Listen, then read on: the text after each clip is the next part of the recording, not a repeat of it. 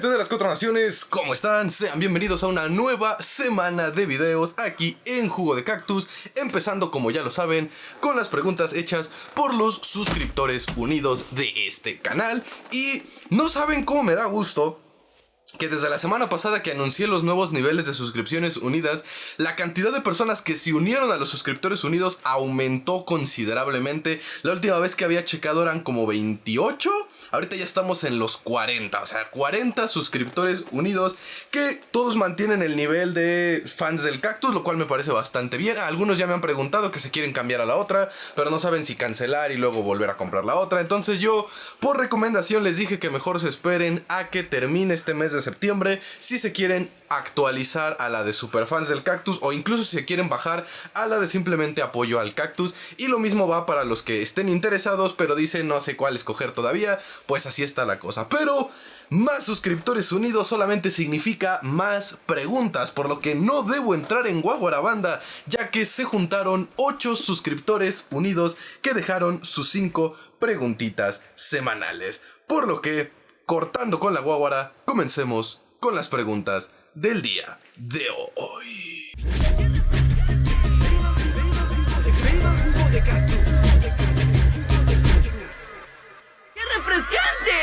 Con Eduardo Fur, que me pregunta: si Airo II sube al trono de la Nación del Fuego, ¿no sería una especie de red flag para las demás naciones, considerando que él es general de las Fuerzas Unidas? 2. ¿Crees que para tiempos del próximo Avatar el Reino Tierra todavía se mantenga como una monarquía o avance a un modelo parecido al Reino Unido o Japón? 3. ¿Qué sucesos posteriores a 1950 de la historia real te gustaría ver adaptados o representados en Avatar? Y la 4, ¿realmente Wu cambió mucho en los cómics? Y ahí voy a juntar tu otra pregunta que me dijiste, que si los planes de Wu crees que sean funcionales para el Reino Tierra. La verdad es que todavía no queda del todo claro, contestando tu primera pregunta con lo del Reino Tierra, con lo de la República Unida de Naciones, si son una nación aparte o son un organismo como, por así decirlo, la ONU. O sea, que son varias naciones que se reúnen cada cierto tiempo y se apoyan unas a otras, pero como tal no es como que voy de visita a la ONU, como hablando de un país o una nación real. Según yo y según el canon, por lo que yo sé, es una nueva nación, por lo que si Airo II es general de las Fuerzas Unidas, no podría subir al trono de la Nación del Fuego, porque, como tú bien dices, es un conflicto de intereses y él ya sirvió militarmente en una nación y estaría subiendo a gobernar a otra. A menos que haya un acuerdo político por ahí en el que se estipule que el ejército de la República Unida de Naciones, es decir, las Fuerzas Unidas, son un organismo internacional que no responde a ningún gobierno, sino que más bien responde a los intereses de la República Unida de Naciones, por lo que cada nación envía tanto hombres como generales a dirigir dichas fuerzas. Algo así como una guardia nacional donde todos son voluntarios, pero a nivel internacional. Si ese fuera el caso, entonces Airo II sí puede gobernar. Respecto a la pregunta del príncipe Wu y si lo arruinaron como personaje, lo del Reino Tierra y los planes de Wu, la verdad es que desde antes de que Wu instaurara la democracia o el nuevo régimen que él vaya a instaurar en el Reino Tierra, ya el Reino Tierra estaba dividido de cierta manera.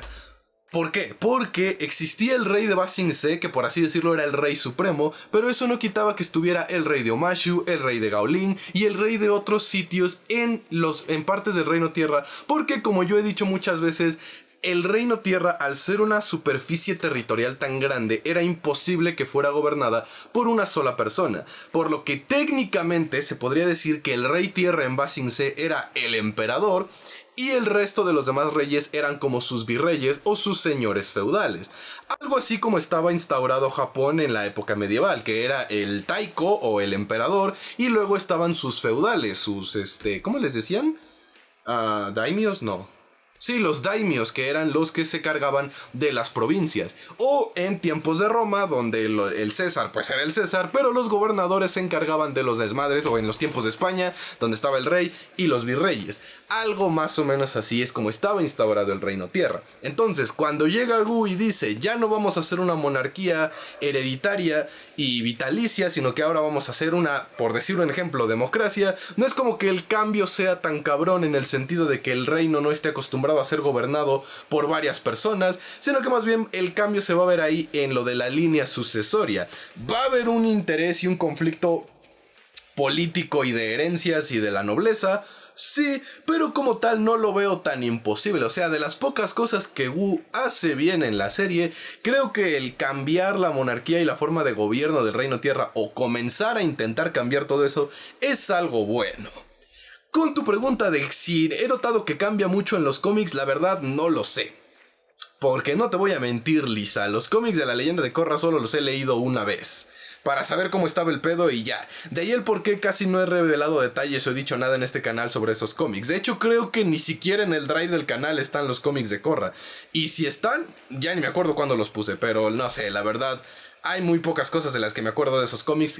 Tengo que volverlas a leer. Pero ahorita respondiendo a la pregunta, no sé si le dieron en la madre al personaje de Gu. Me parecería imposible que le puedan dar más en la madre a ese personaje. Ahora, con tu pregunta de los sucesos de 1950, pues la carrera espacial, el origen del internet, las guerras atómicas, el conflicto de Vietnam y varias cosas son temas que ya se han tratado en el universo Avatar, tal vez no como tal, pero sí. Por ejemplo, un conflicto entre dos facciones como fue el comunismo versus el capitalismo de la época de los 50, ya lo vimos entre el conflicto de la Nación del Fuego y el Reino Tierra, que unos se sienten súper organizados y chingones y los otros son unos, pues, desmadrosos. Andate a saber con qué lado te vas tú. El conflicto de la bomba nuclear ya se vio con lo de Kuvira y la energía espiritual que sale de control y abre el nuevo portal. El cambio de la tecnología, como se vio con la llegada del internet y todos los avances tecnológicos que comenzaron en los 60, también ya se vio. Entonces, como tal, ya hemos visto muchas de las cosas que ocurrieron en la historia humana adaptadas al universo Avatar. Lo que nos queda sería tanto la carrera espacial como tal vez las guerras pequeñas que anunciaban una posible tercera guerra mundial, como fue la guerra de Vietnam, la guerra de Corea, la guerra del Golfo, la guerra de Irán. Vaya, pequeños conflictos entre naciones emergentes, tal vez esos podrían verse adaptados, pero esos comenzaron más en los 80s, 60s, 70s, 80s que en los 50s, así que como tal, pues solo queda la carrera espacial, pero yo ya he dicho muchas veces que no hay ningún porqué real en el universo Avatar para que eso pasara. Vamos a las preguntas de Apog, que me dice: ¿crees que algunos espíritus nazcan o se hagan más fuertes mientras la humanidad más crea en ellos? 2. ¿Crees que los espíritus de la luna y el sol den potenciadores a sus respectivos maestros para que en las tribus agua y la nación del fuego los veneren y gracias a esa veneración se hayan vuelto grandes espíritus? 3. ¿Crees que el avatar siempre de manera indirecta o indirecta va a terminar jodiéndole la vida a su próxima vida? 4. ¿Crees que la nueva serie de Avatar sea exitosa? ¿Podríamos ver otros proyectos animados expandiendo las historias de personajes secundarios? ¿O crees que lo vayan a arruinar y no veamos nada de esto? Y la última, ¿cómo crees que será la cultura de los maestros aire descendiente de aquellos maestros que no se unieron a la nueva nación del aire en tiempos de Korra? Ok, tus dos preguntas principales, las primeras dos se relacionan, así que las voy a responder juntas. Probablemente la respuesta sea no. Y digo probablemente porque en materia del mundo espiritual y su funcionamiento, la información es súper limitada en el canon. Pero no hay ninguna información real que nos diga que entre más se crea en un espíritu, más poderoso este se vuelve. Porque si ese fuera el caso, Ko el Robarrostros o el espíritu del océano y de la luna tendrían que ser más poderosos que Raba o que Batu para tiempos de la leyenda de Aang, cuando casi, si no es que nadie, recordaba los nombres y la existencia de estos dos espíritus de la luz y de la oscuridad, y Raba y Batu son los espíritus más poderosos de los que conocemos. Por lo mismo, Y además no existe ningún espíritu del sol que conozcamos hasta el momento, son el espíritu de la luna y el océano. No hay ninguna información que diga que los espíritus le dan energía a los humanos para que estos los veneren, porque si no, entonces se haría como una especie de culto. Y algo que ha dejado muy en claro el canon de Avatar es que los espíritus, entre menos tengan que ver con los humanos, más a gusto están. Así que dudo mucho que los espíritus digan, voy a hacer más poderosos estos güeyes para que me veneren y me adoren, porque no tiene sentido. Así que no. Ahora, tu tercer pregunta, he visto que la hacen mucho en el fandom, he visto que la ponen en grupos. No sé si ya la había respondido antes en este canal, probablemente no, pero todo lo que se haga, cada acción, por más minúscula que sea, tiene repercusiones en el futuro. Y las acciones del Avatar, por más minúsculas que sean, en comparación con las acciones de cualquier persona, son cambiantes, son convergentes de una forma u otra. Es como el meme ese de las piezas de dominó. Cada pequeña cosa que haga el Avatar, sea para bien o sea para mal, va a repercutir en el futuro y va a hacer eco tras pasar los años y los años. Nadie lo pudo ejemplificar mejor como lo que vimos en el libro de Roku, cuando la hermana Disha le explica que Kyoshi, cuando asesinó a un dictador en el Reino Tierra, su hijo, muchos años después, comenzó a destruir aldeas y pueblos para poder llamar la atención de Kyoshi y enfrentarla. Algo debido a lo que le sucedió a su padre muchos años en el pasado. Una acción provocada por el Avatar. Y la hermana Disha le dijo: ¿cuántos incendios crees que hemos tenido que apagar porque tú encendiste la chispa en el pasado?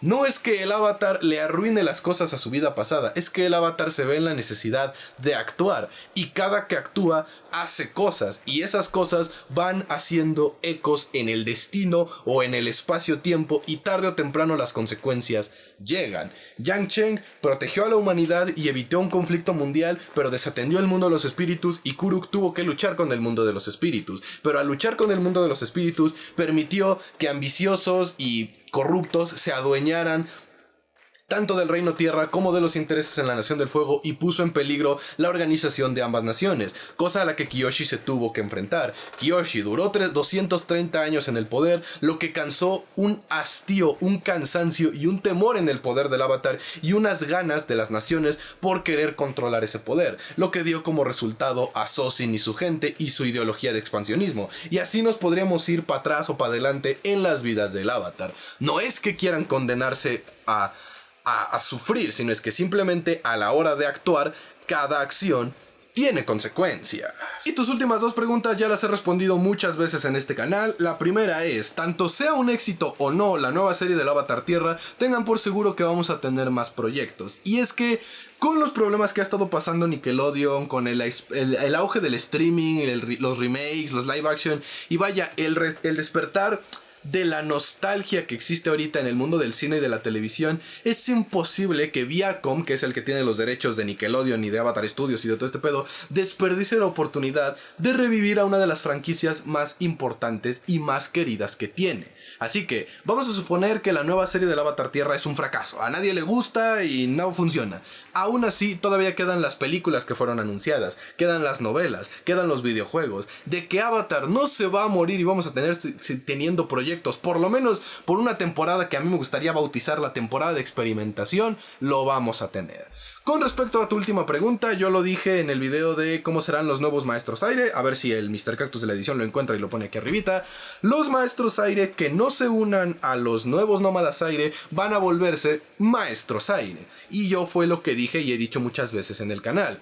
Con la nueva llegada de los que ahora controlan el aire después de los acontecimientos de la leyenda de Korra, las facciones de la cultura del aire se van a dividir.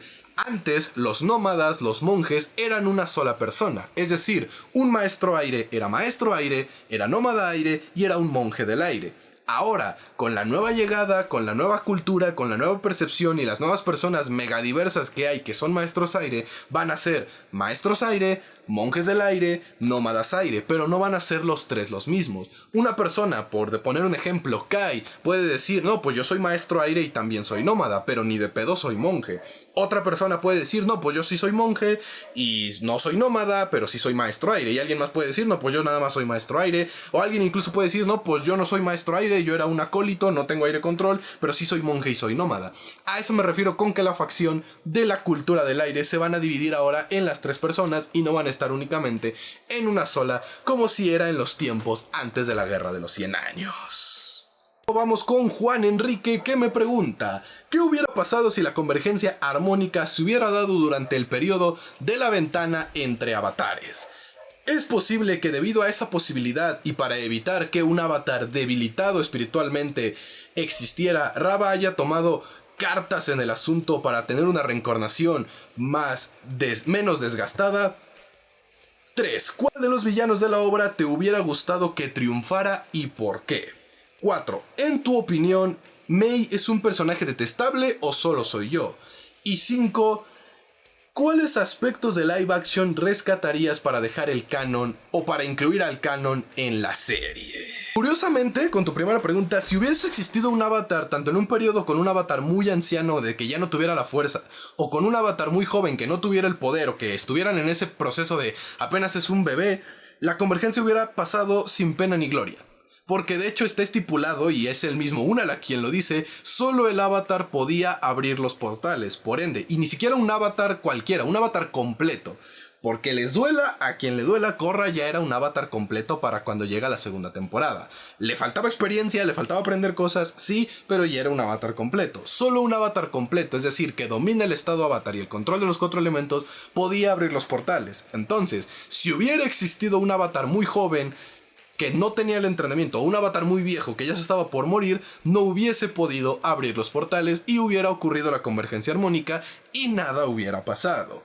Por lo mismo, yo dudo mucho que Rava haya sentido la necesidad de tomar cartas en el asunto. Pero tu segunda pregunta ya la he tratado en este canal y fue la teoría de por qué Korra es un prodigio del control, donde yo estipulo que a lo mejor esta Rava sabía que se acercaba a la convergencia armónica y que una amenaza se iba a presentar y que necesitaba un avatar que estuviera espiritualmente fuerte y preparada, y por eso la energía de Aang, no se pudo recuperar como si lo logró hacer Kyoshi o muchos otros avatares que vivieron un gran tiempo.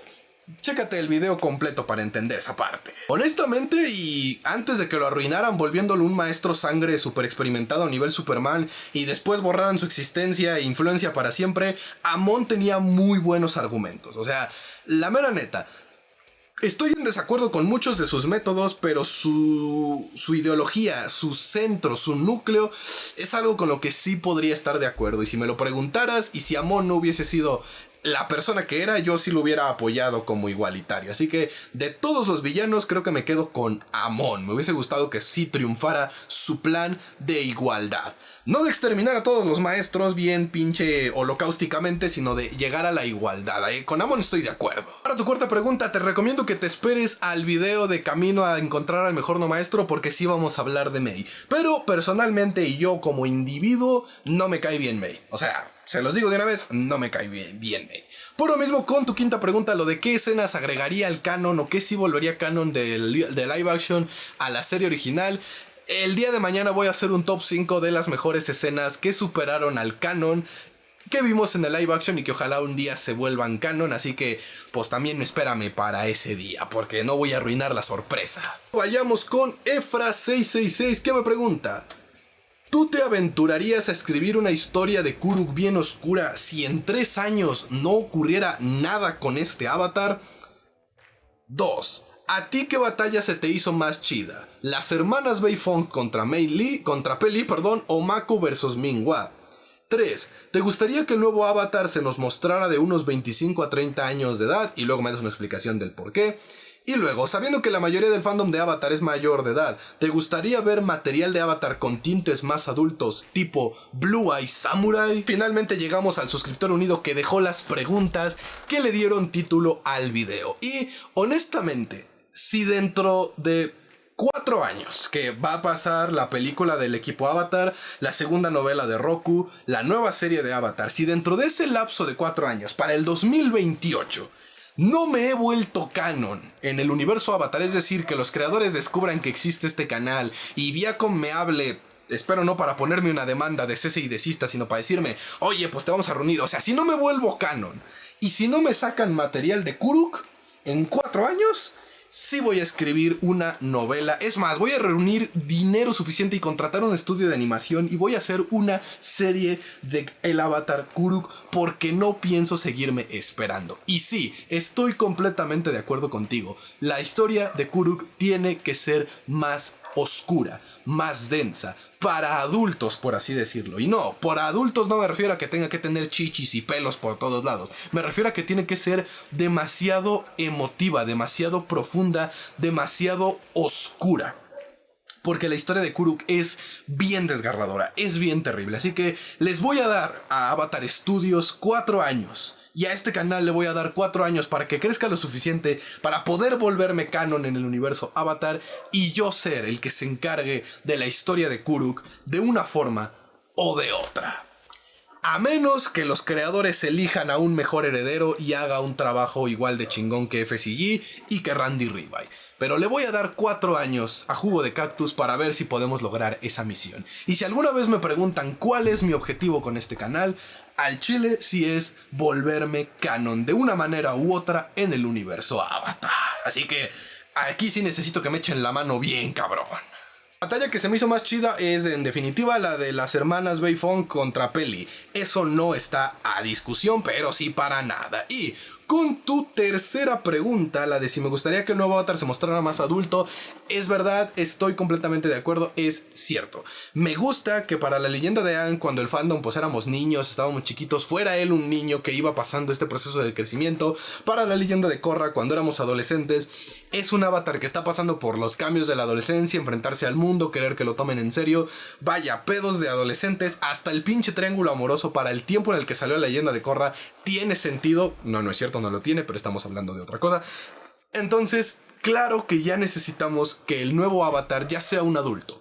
Porque no necesitamos que nos vuelvan a contar la historia de cómo lo descubren, cómo es el entrenamiento, cómo es este güey aceptando o no aceptando que es el Avatar. Porque es algo que ya hemos visto hasta el cansancio en el universo Avatar. Ya necesitamos que nos muestren la otra facción. Ese Avatar ya adulto. Ese Avatar que ya está en el desmadre. Que ya está en el pedo. Hemos visto una pequeña embarrada con Yang Chen. Hemos visto una pequeña embarrada con Korra. Que pues técnicamente para su 4ª temporada ya es una adulta. Pero no los hemos visto ya verdaderamente instaurados. Y a mí sí me encantaría que la nueva serie del nuevo Avatar comenzara con él ya siendo adulto. O sea, ya saltándonos toda la parte del entrenamiento, toda la parte de ya se fue Korra. No, o sea, ya un Avatar adulto. Es más, que la primera escena sea el pinche Avatar con el consejo de las 4 naciones hablando y diciendo, no, pues sí, su chingada madre. O sea, ya un Avatar adulto que se enfrente a pedos de adulto, pagar el SAT, el dolor en la rodilla, el INAPAM, su chingada. O sea, sí, ya es necesario que entremos de lleno con un Avatar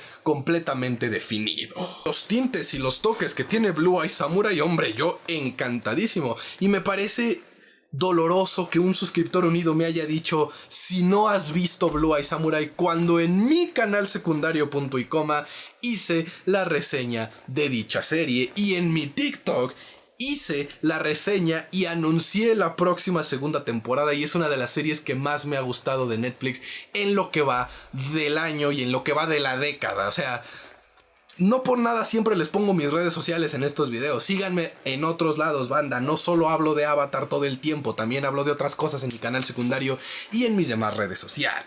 Bueno, pero irrelevante para lo que estábamos haciendo. Pasemos a las preguntas de Ángel Soriano, que me dice: Susin hubiera podido conquistar Ba Sing Se si en lugar de que atacara y creara las colonias se hubiera ido de lleno contra la ciudad. ¿Es posible que pudieran haber sobrevivido maestros aire que no estuvieran afiliados a los nómadas aire? De haber ganado Ozai, ¿es posible que Azula, por la forma en la que fue criada, hubiera terminado traicionándolo, es decir, a Ozai, tiempo después?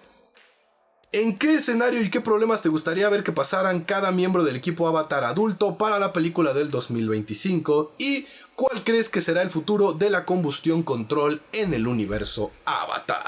Tu primera pregunta es bastante interesante porque, contrario a lo que se pueda creer, de haber atacado primero Ba Sing Se, Sozin hubiera perdido la guerra más pronto. Y es que no puedes, tú como alguien externo, invadir a una nación y querer ir luego a su capital, porque entonces ignoras todos los alrededores, ignoras sus puntos de puerto, sus puntos portuarios, donde puede recibir alimentos, donde puede recibir ayuda, donde puede movilizar tropas, donde puede reabastecerse y literalmente cercarte o rodearte mientras tú estás muy ocupado atacando la capital.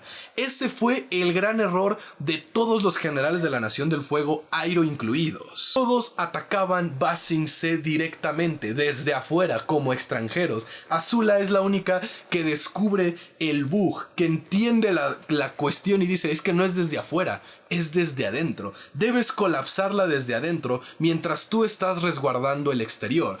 Cosa que Sozin, Azulon, Iroh y Ozai se encargaron de hacer por 100 años. Resguardar el exterior, atacar las provincias, atacar los puertos, robar toda una costa, literalmente, toda una península del Reino Tierra.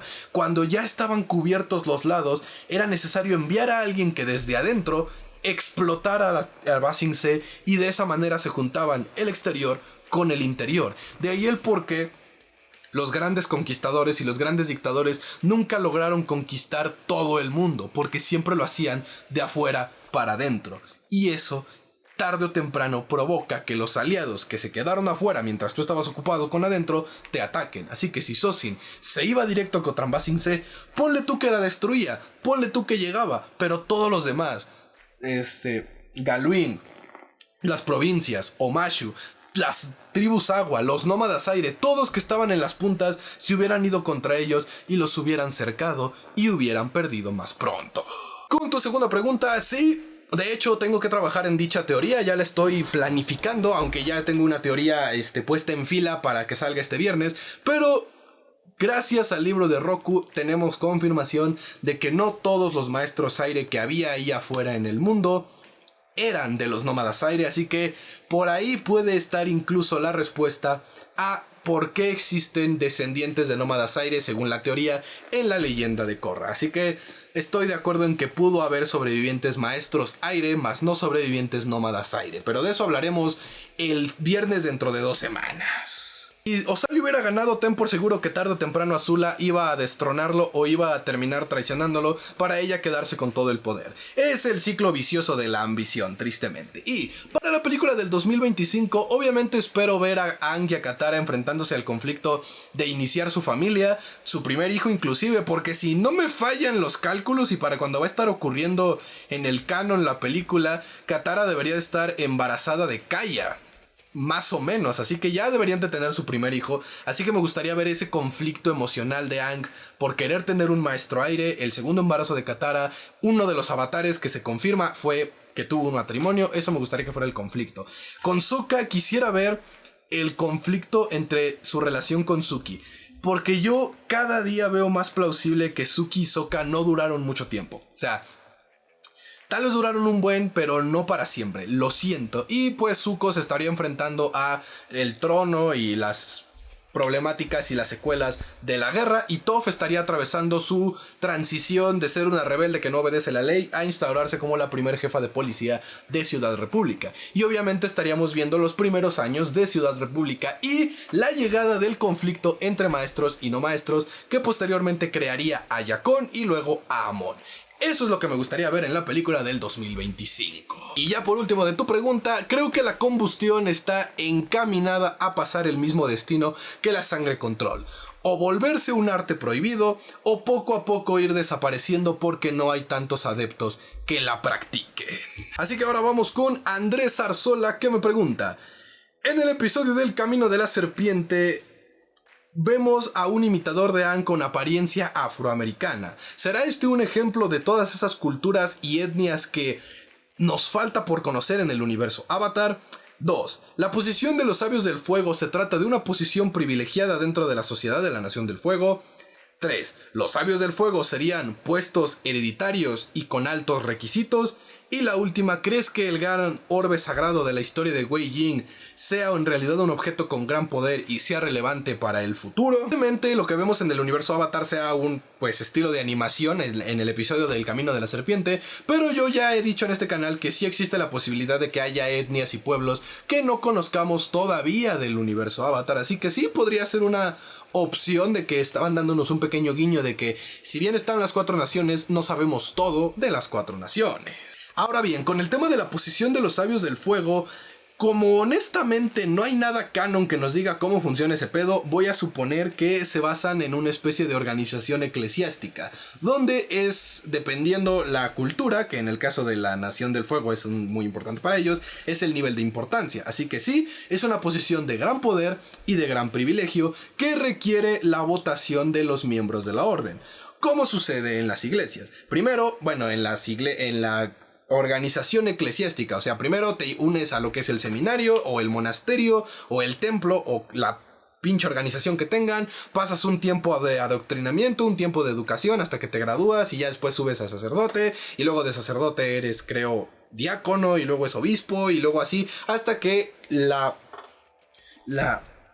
Santa Sede hace todo el cónclave y toda la elección para que subas a cardenal y posteriormente a papa. Entonces yo creo que así ha de funcionar la jerarquización, elección e instauración de los sabios del fuego, con un rigor eclesiástico. Y con la última pregunta, la del orbe, lo dudo.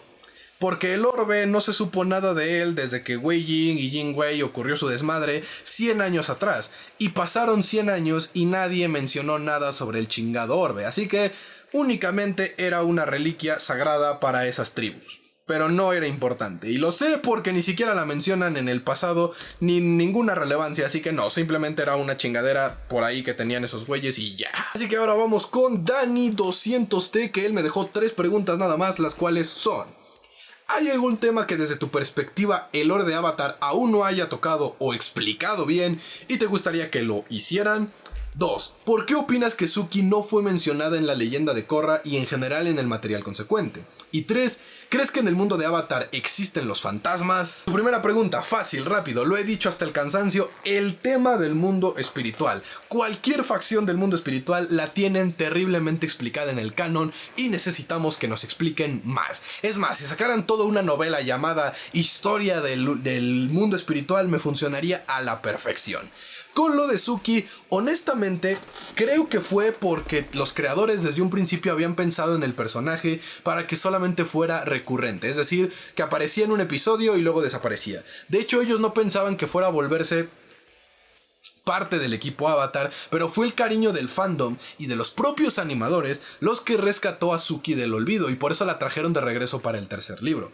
Pero los creadores jamás la consideraron relevante para el equipo Avatar y, considerando que para la realización de la leyenda de Korra muchos de los animadores como Aaron Ashes, entre otros que estuvieron en la leyenda de Aang, ya no estaban, puede ser que ahí los creadores hayan dicho pues volvemos a la idea original y descartaron a Suki. Honestamente, los creadores han sido muy pinches malagradecidos con Suki, francamente. El que siga siendo tan querida es por el fandom y por los animadores que la defendieron para tiempos de la leyenda de Aang y para los cómics. Así que, si incluso la descartan para la película, yo no me sorprendería. Y sería una muy mala jugada por parte de estos güeyes. Pero ya hemos visto que uno de los defectos que tienen los creadores es que cuando se empeñan en algo, lo hacen ya más por capricho que porque sea una buena decisión. Y con la tercera pregunta, no creo.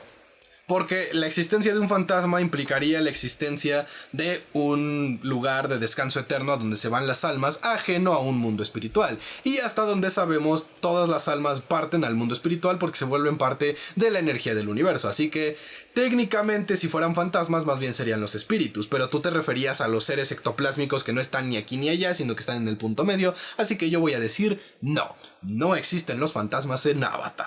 Por lo que, banda, finalmente llegamos a las últimas preguntas del día hechas por Maiko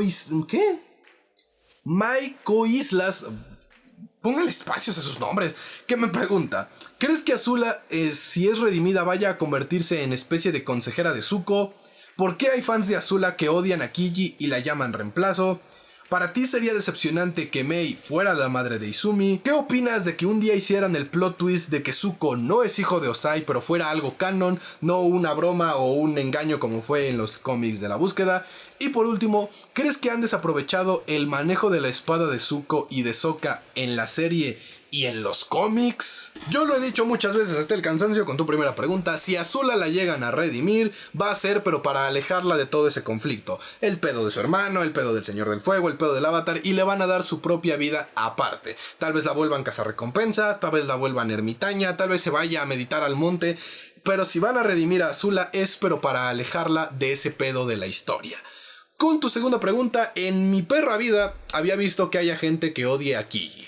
O sea, sé que hay personas que no les gustan los personajes que incluyeron en los cómics, pero nunca había escuchado nada del odio de Kiji, así que voy a revisar esa situación porque jamás lo he visto.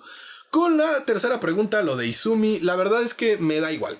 O sea, para las teorías, para los memes, para el mame que hay en el fandom, pues sí es divertido suponer que fue esta morra del Reino Tierra, no que fue Suki, no que fue una morra random, y nos encanta hacer teorías, pero francamente es 99.9% probable que esta Mei sea la madre de Izumi, así que francamente me da un poco igual. La verdad, con la cuarta pregunta, lo del plot twist sería una pendejada.